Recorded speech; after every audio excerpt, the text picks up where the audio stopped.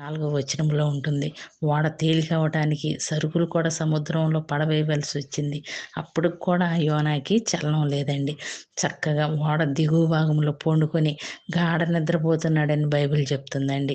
మామూలు నిద్ర కూడా కాదండి, గాఢ నిద్ర.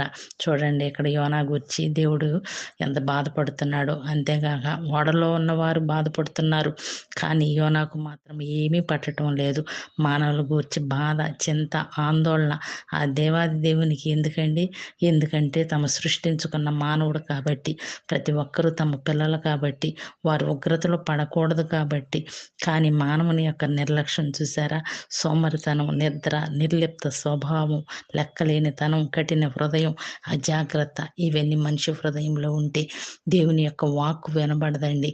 వినపడిన నిర్లక్ష్యంగా ఉంటున్నారు అంటే భయం, భక్తి లేని జీవితాలతో జీవిస్తున్నారు.